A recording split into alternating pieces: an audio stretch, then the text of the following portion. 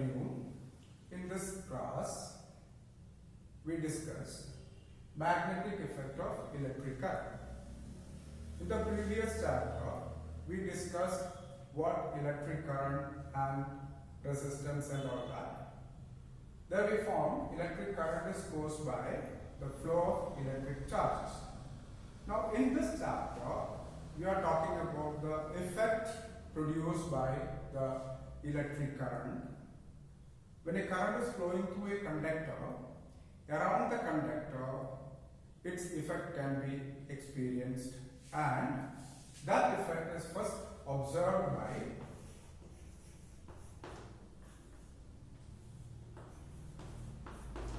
Oersted.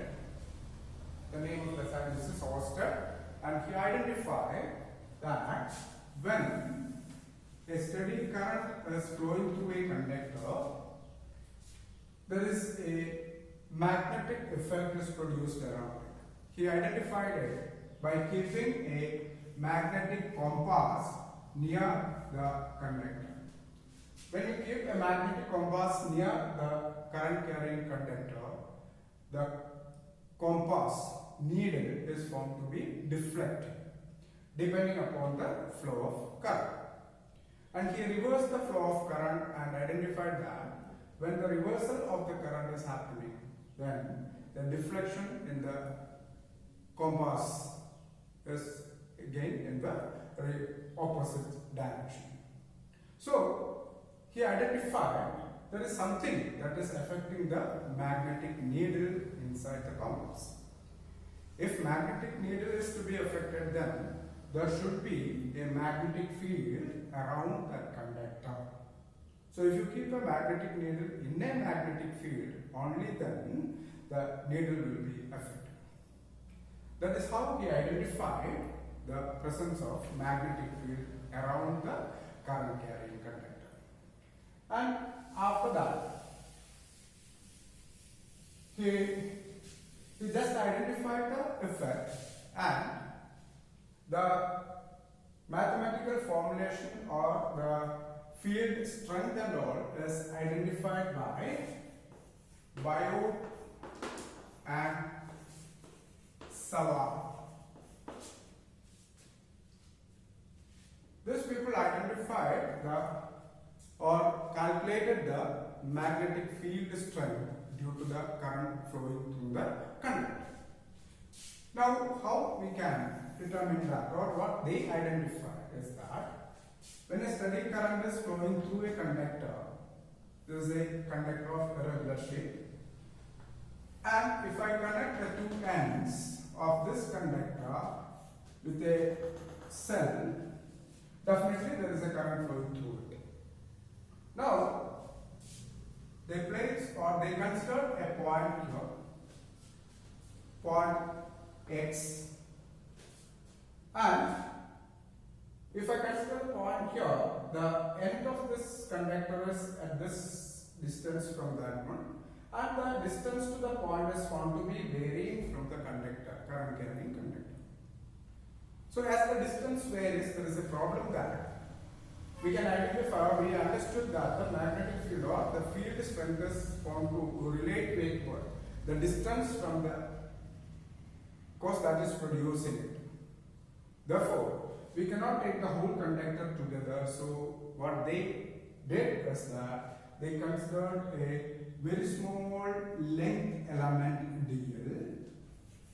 They considered a very small length element dl, and due to that length element dl, what is the field at this point? So when we consider the length element dl, that length element is at a definite distance from the point we consider. So there is no question of what? Varying of the distance. And as the current flows through it, in this length element, the direction of flow is found to be along this way. Direction of flow of current is found to be along that way. Therefore, there is always an angle between the distance line and the direction of flow of electric current, let that be theta. So what they identified is that the very small magnetic field dB magnetic field is represented by capital letter D. This very small magnetic field dB is found to be directly proportional to the strength of the electric current flowing, and dB is directly depending on length of that element you consider, and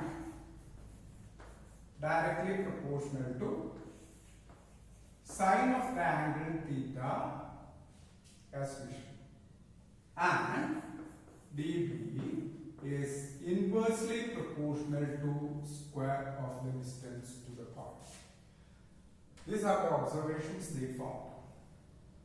And therefore, they said that the dB will be directly proportional to ideal sine theta by r square altogether, and therefore the field dB, the very small field, will be equal to mu 0 by 4 pi into ideal sine theta by r square. So this is the mathematical formulation what Biot and Savart obtained from their experiment. So we can use this particular formula to determine the strength of the magnetic field at this point.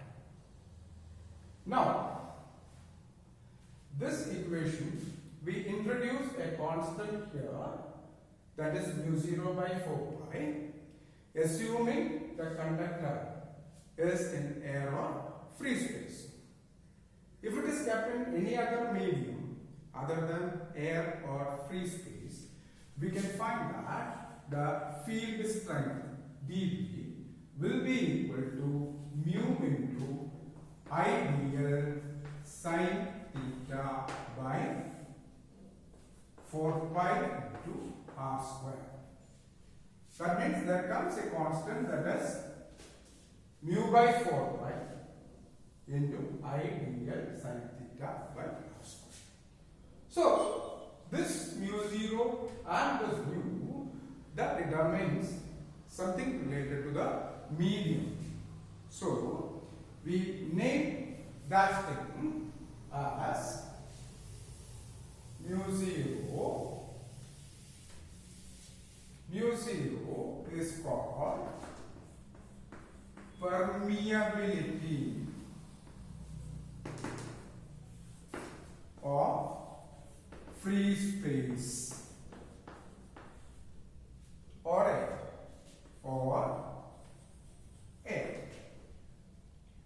Whereas mu, we call it as permeability of the medium. So these are the points to be noted. So it is very clear that, as in the case of electric field, the magnetic field strength also depends on the medium in which you are determining the magnetic field. Now, there is always a relation between these two, that mu will be equal to mu 0 into mu r.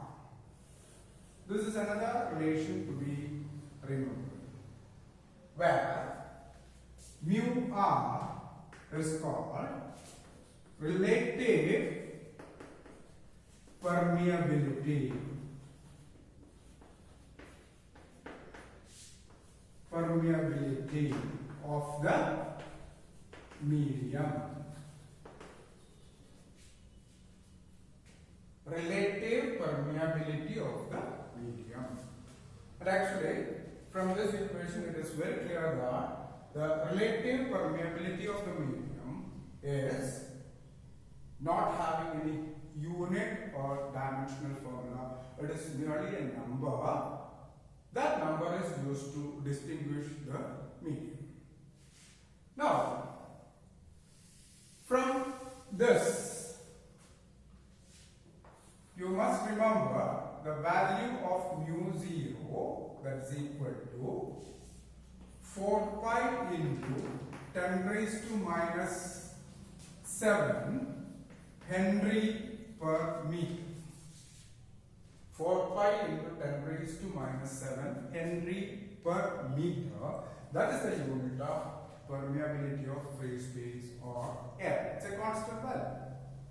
So knowing this, you can do most of the numericals from this part. So this is what we call the Biot and Savart law. This is actually Biot and Savart law. And from that, or by defining Biot and Savart law, we introduced a constant, a magnetic constant called permeability. And that permeability of free space value for pi into 10 raised to minus 7, and for the other mediums, that depends on the nature of the medium. Okay, these are the basics about magnetic effect of electricity.